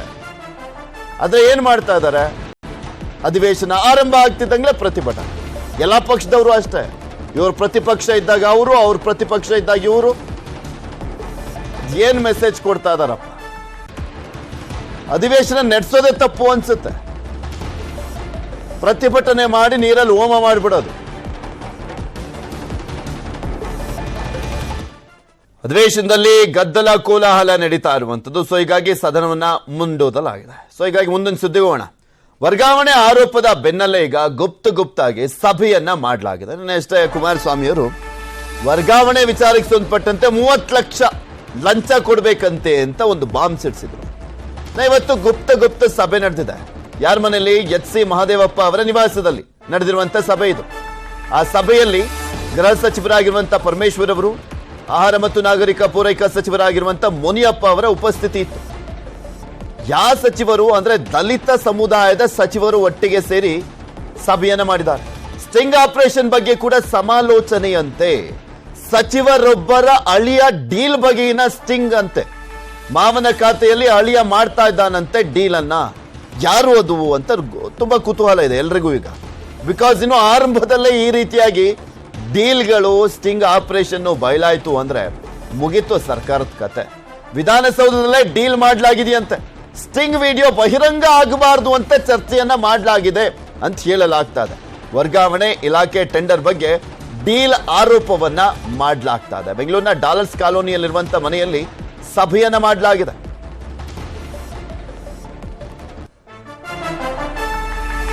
ವಿವಿಧ ಇಲಾಖೆಗಳಲ್ಲಿನ ವರ್ಗಾವಣೆ ಬಗ್ಗೆ ಚರ್ಚೆಯನ್ನ ಮಾಡಲಾಗಿದೆ. ಸಿಎಂ ಆಪ್ತರು ಮೂಗು ತೂರಿಸ್ತಾ ಇರುವಂತದ್ರ ಬಗ್ಗೆ ಚರ್ಚೆಯನ್ನ ಮಾಡಲಾಗಿದೆ ಅಂತ. ಸಿಎಂ ಆಪ್ತರಲ್ಲಿ ಮಹದೇವಪ್ಪ ಅವರು ಕೂಡ ಒಬ್ರು ಅಗ್ರಗಣ್ಯರು. ಆದ್ರೆ ಅಲ್ಲಿ ಅವ್ರ ನಿವಾಸದಲ್ಲೇ ಸಿಎಂ ಆಪ್ತರು ಮೂಗು ತೂರಿಸ್ತಾ ಇರುವಂತದ್ರ ಬಗ್ಗೆ ಚರ್ಚೆ ನಡೆದಿದೆಯಂತೆ. ಆಶ್ಚರ್ಯ ಇದೆ. 1.5 ಗಂಟೆಗೂ ಅಧಿಕ ಕಾಲ ಸೀಕ್ರೆಟ್ ಸಭೆ ನಡೆದಿದೆ.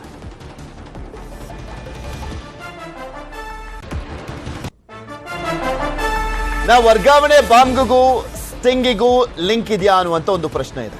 ನಿನ್ನೆ ಮಾತನಾಡುವಂತ ಸಂದರ್ಭದಲ್ಲಿ ಕುಮಾರಸ್ವಾಮಿ ಅವರು ಹೇಳ್ತಾ ಇದ್ರು, ಒಬ್ರು ವರ್ಗಾವಣೆ ವಿಚಾರಕ್ಕೆ ಸಂಬಂಧಪಟ್ಟಂತೆ ಹೋದಂತ ಸಂದರ್ಭದಲ್ಲಿ 30 ಲಕ್ಷ ತಗೊಂಬರ್ರಿ ಆಗತ್ತೆ ಅಂತ ಹೇಳಿದ್ರು. ಸಿದ್ದರಾಮಯ್ಯನವರ ಹಿಂದೆ ಮುಂದೆ ತಿರುಗಾಡುವಂತವ್ರು, ಕೃಷ್ಣಾದಲ್ಲಿ ನಡೆದಂತ ಡೀಲು ಅಂತ ಹೇಳ್ತಾ ಇದ್ರು. ಅದ್ರ ಬಗ್ಗೆ ಏನಾದ್ರೂ ಚರ್ಚೆ ಆಯ್ತಾ? ಅದ್ರ ಬಗ್ಗೆ ಏನಾದ್ರೂ ಸ್ಟಿಂಗ್ ಆಗಿದೆಯಾ ಅನ್ನುವಂಥದ್ರ ಬಗ್ಗೆ ಈಗ ಕುತೂಹಲ ಇರೋದು. ವರ್ಗಾವಣೆ ದಂಧೆ ಬಗ್ಗೆ ಪ್ರಸ್ತಾಪವನ್ನ ಮಾಡಿದ್ರು ಕುಮಾರಸ್ವಾಮಿ ಅವರು. ವಿಧಾನಸೌಧದಲ್ಲೇ ಡೀಲ್ ದಾಖಲೆ ಇದೆ ಅಂತ ಹೇಳಿದ್ರು. ಕೃಷ್ಣಾದಲ್ಲಿ ನಡೆದಿರುವಂತ ಡೀಲ್ ಅದು ಅಂತ ಹೇಳಿದ್ರು. ನನ್ನ ಹತ್ರ ದಾಖಲೆ ಇದೆ ಅಂತಾನೂ ಕೂಡ ಹೇಳಿದ್ರು ಕುಮಾರಸ್ವಾಮಿ ಅವರು. ದಾಖಲೆ ಇದೆ, ಸ್ಪೀಕರ್ ಮುಂದೆ ಇಡ್ತೀನಿ ಬೇಕಿದ್ರೆ ಅಂತ ಹೇಳಿದ್ರು. ಆ ವಿಚಾರವಾಗಿ ಏನಾದ್ರೂ ಗೊತ್ತಾಗಿದೆಯಾ? ನಿಜಕ್ಕೂ ಪ್ರೂಫ್ ಏನಾದ್ರೂ ಇದೆಯಾ? ಪ್ರೂಫ್ ಏನಾದ್ರೂ ಇದ್ದಿದ್ದೇ ಆದ್ರೆ ನೈತಿಕತೆ ಅನ್ನುವಂಥದ್ದೇ ಇರೋದಿಲ್ಲ ಸರ್ಕಾರಕ್ಕೆ. ಯಾರ ಮೇಲೆ ಆರೋಪ ಬಂದಿದೆ ಆ ಸಚಿವರನ್ನ ಕಿತ್ತಾಕ್ತೆ ಹೋದ್ರೆ ಸರ್ಕಾರಕ್ಕೆ ಮುಖಭಂಗ. ಅದು ಆರಂಭದಲ್ಲಿ ವರ್ಗಾವಣೆಗೆ 30 ಲಕ್ಷ, ದೊಡ್ಡ ಪೋಸ್ಟ್ಗೆ ಕೋಟಿ ಲಂಚಕ್ಕಾಗಿ ಸಿಂಡಿಕೇಟ್ ಆಗಿದೆ ಅಂತ ಕುಮಾರಸ್ವಾಮಿ ಅವರು ಆರೋಪ ಮಾಡಿದ್ರು. ನಾನು ಸುಮ್ನೆ ಆರೋಪ ಮಾಡೋದಿಲ್ಲ, ನನ್ನ ಹತ್ರ ಎಲ್ಲ ದಾಖಲೆ ಇದೆ ಅಂತ ಕೂಡ ಹೇಳಿದ್ರು. ಮೊನ್ನೆ ಒಬ್ರು ಶಾಸಕರು ಪತ್ರ ಕೊಟ್ರೆ ಆ ಮುಖ್ಯಮಂತ್ರಿ ಹಿಂದೆ ಓಡಾಡ್ತಕ್ಕಂಥವ್ರು ಬರೀ ಪತ್ರ ತಂದ್ರಾಗಲ್ಲ, ಶಾಸಕರ ಶಿಫಾರಸ್ ಪತ್ರ 30 ಲಕ್ಷ ದುಡ್ಡು ತಂದ್ರೆ ಕೆಲಸ ಆಗುತ್ತೆ ಅಂತ ಹೇಳ್ತಾನೆ ಮುಖ್ಯಮಂತ್ರಿ ಕಚೇರಿ ಒಳಗೆ, ಕೃಷ್ಣಾದೊಳಗೆ.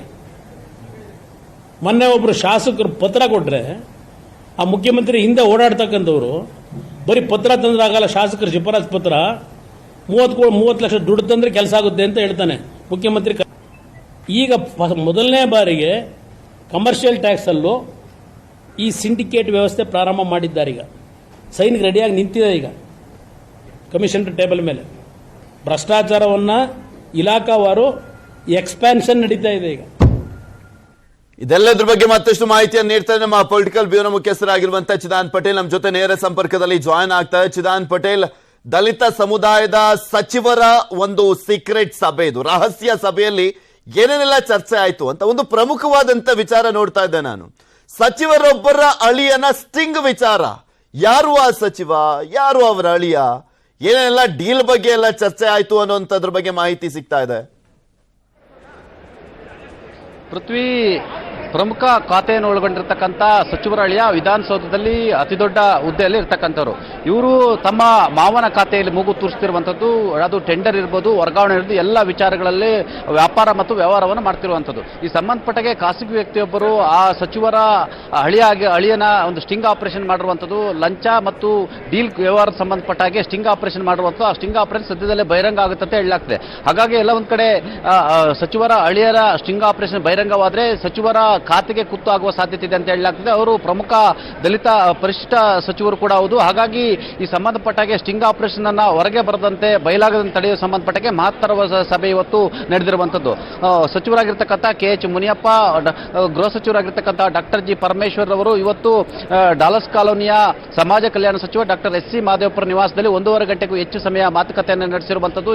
ಈಗಾಗಲೇ ಸಚಿವರ ಅಳಿಯ ಮಾತುಕತೆ ನಡೆಸಿರುವ ವಿವರವು ಕೂಡ ಗೃಹ ಸಚಿವರಿಗೆ ಗೊತ್ತಾಗಿರುವಂತದ್ದು. ಹಾಗಾಗಿ ಯಾವುದೇ ಕಾರಣ ಕೂಡ ಒಂದು ಸ್ಟಿಂಗ್ ಆಪರೇಷನ್ ಬಹಿರಂಗ ಆಗಬಾರ್ದು. ಒಂದು ವೇಳೆ ಬಹಿರಂಗ ಆದರೆ ಅದು ಸರ್ಕಾರದ ಇಮೇಜ್ ಕೂಡ ಡ್ಯಾಮೇಜ್ ಆಗುತ್ತೆ ಮತ್ತು ಒಂದು ವೇಳೆ ಒಂದು ಹಂತಕ್ಕೆ ಹೋದ್ರೆ ಸಚಿವರ ತಲೆದಂಡ ಆದರೂ ಕೂಡ ಆಶ್ಚರ್ಯ ಪಡಬೇಕಾಗಿಲ್ಲ. ಆ ಅಧಿಕಾರಿ ವಿಧಾನಸೌಧದಲ್ಲಿ ಆಯಕಟ್ಟಿನ ಜಾಗದಲ್ಲಿರ್ತಕ್ಕಂಥ ತಮ್ಮ ವಿಧಾನಸೌಧದ ಕಚೇರಿಯಲ್ಲೇ ತಮ್ಮ ಮಾವನ ಇಲಾಖೆಯ ಅಷ್ಟು ವ್ಯವಹಾರವನ್ನು ನೋಡ್ಕೊಳ್ತಿದ್ದಾರೆ ಅಂತ ಹೇಳಿ ಗಂಭೀರ ಆರೋಪ ಕೇಳಿ ಬಂದಿರುವಂತದ್ದು. ಹಾಗಾಗಿ ಈ ಆರೋಪಕ್ಕೆ ಸಂಬಂಧಪಟ್ಟಾಗಿ ಇವತ್ತು ಚರ್ಚೆ ಆಗಿರುವಂತದ್ದು. ಇದರ ಬೆನ್ನಲ್ಲೇ ಮುಖ್ಯಮಂತ್ರಿಗಳ ಕಾರ್ಯಾಲಯದಿಂದ ಕೆಲವು ಆಪ್ತರು ಸಮಾಜ ಕಲ್ಯಾಣ ಇಲಾಖೆ, ಗೃಹ ಇಲಾಖೆ ಮತ್ತು ಆಹಾರ ಮತ್ತು ನಾಗರಿಕ ಸರಬರಾಜು ಇಲಾಖೆಯಲ್ಲಿ ಬಹಳಷ್ಟು ವರ್ಗಾವಣೆ ವಿಚಾರದಲ್ಲಿ ಕೂಡ ಮೂಗು ತೂರಿಸಿದ್ದಾರೆ ಅಂತ ಹೇಳಿ ಗಂಭೀರ ಆರೋಪ ಕೇಳಿ ಬಂದಿರುವಂತದ್ದು. ಈ ಬಗ್ಗೆ ಕೂಡ ಚರ್ಚೆ ಆಗಿರುವಂತದ್ದು.